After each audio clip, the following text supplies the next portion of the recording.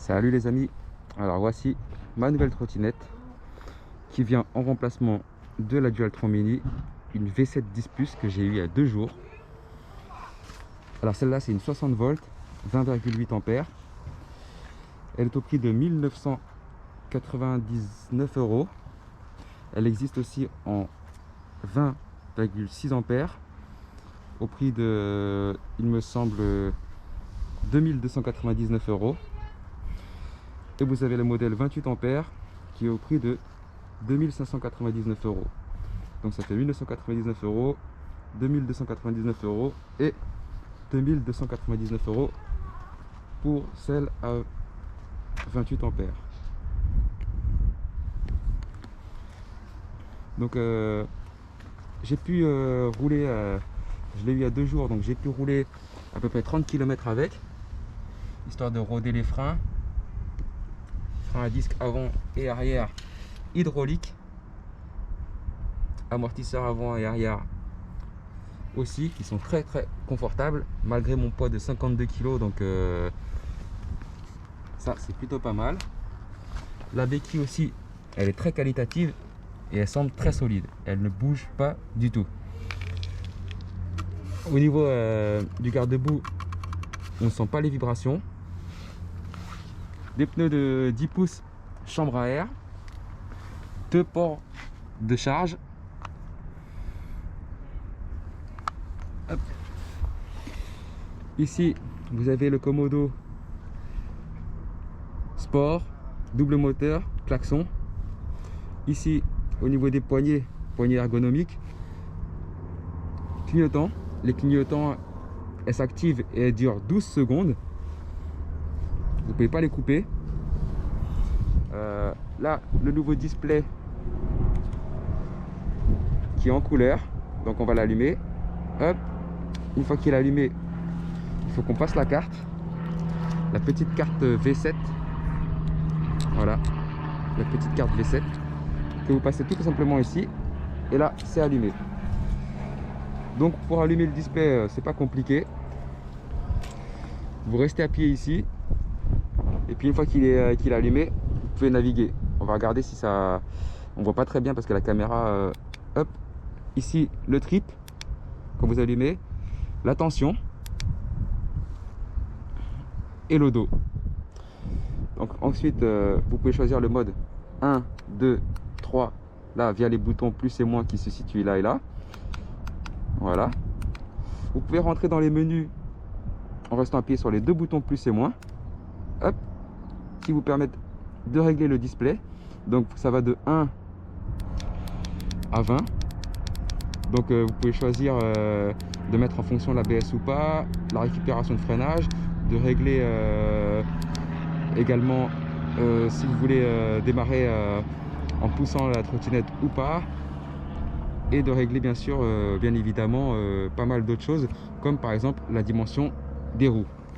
Donc le double moteur, bien sûr, en plus ça s'allume, c'est génial. Double moteur, hop, quand vous le mettez, vous n'avez pas d'indication au display, mais vous avez, il est enfoncé. Donc là, au niveau du toucher, vous le sentez, vous savez que vous êtes en double moteur ou pas, et puis même c'est assez visible. Le mode sport que vous activez dure 2 minutes. Vous mettez le mode sport, il passe du mode 3, là j'appuie sur le bouton sport, il passe en mode 5. Le mode 5 dure 2 minutes. Après, vous ne pouvez pas le couper, même si vous appuyez sur le bouton. Regardez, j'appuie, ça ne se coupe pas. Ça ne se coupe que si vous coupez la trottinette, ou ça se coupe automatiquement au bout de 2 minutes. Et vous ne pouvez pas la réactiver pendant 5 minutes. Peut-être pour une sécurité, pour éviter une surchauffe.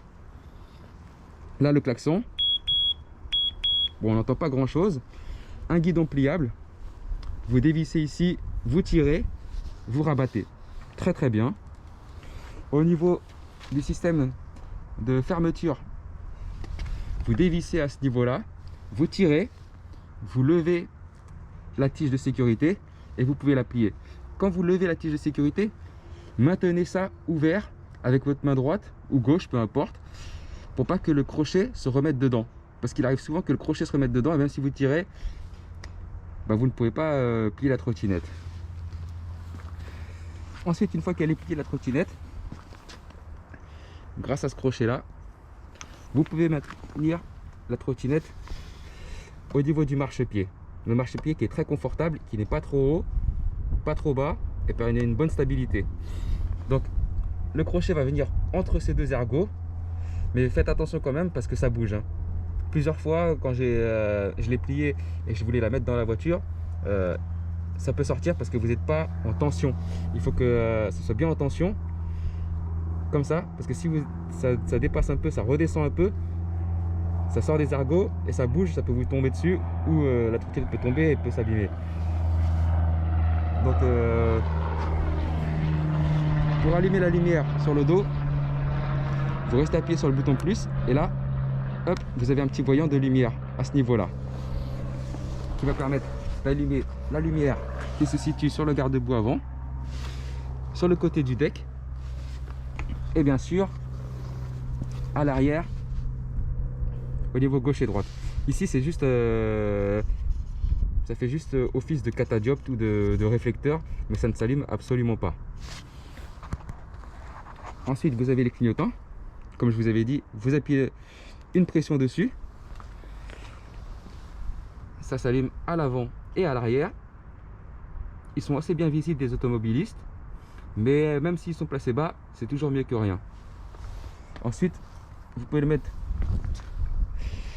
du côté droit sans appuyer sur le bouton gauche et il va se mettre pendant 12 secondes. Une fois les 12 secondes passées, ils vont se couper automatiquement. Même si vous appuyez dessus, ils ne vont pas se couper.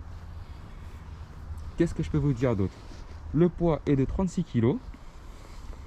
Je trouve la trottinette assez qualitative. Bon, je vais couper. Je trouve la trottinette assez qualitative, elle est plutôt bien finie. Vous avez besoin de pas le brader, vu que le guidon est déjà pliable. Ici, au niveau de la manette de serrage, vous n'avez rien à faire. Contrairement à d'autres qui sont obligés de changer le collier parce qu'ils ont un collier trop court, ils sont obligés de le passer de 2 voire 1-2 à 3 points pour éviter d'avoir du jeu. Donc tout ça c'est très qualitatif. Il y a des protections au niveau des câbles. La visserie a l'air plutôt solide. Et au niveau du deck, ce qui est bien, c'est que ça c'est en plastique. C'est pas comme le revêtement d'un skateboard qui est plutôt difficile à nettoyer. Après ça, chacun voit midi à sa porte pour les préférences, mais ça moi je suis totalement convaincu. C'est du plastique, là un peu de caoutchouc, ça tient très bien. Moi j'ai pas glissé quand j'ai testé. Au niveau du marchepied ici, du repose-pied, pareil, c'est du caoutchouc. Si c'est sale, un petit coup de chiffon, on essuie et puis c'est bon. Malgré tous ces points positifs, il y a quand même quelques points négatifs. Alors je vais vous dire rapidement ce que c'est, ce que moi j'ai pu constater à la livraison de la trottinette. Déjà par rapport à la suspension, à l'amortisseur arrière, il y a du jeu horizontal, du jeu vertical pardon. Quand vous prenez ici, vous la levez, vous avez un tout petit jeu, ça se joue à quelques millimètres. Je vais essayer de vous montrer ça, je vais essayer de bien caler à la caméra. Je ne sais pas si vous allez bien le voir ou bien l'entendre, mais en tout cas il y a un jeu, alors que la trottinette est toute neuve. Voilà.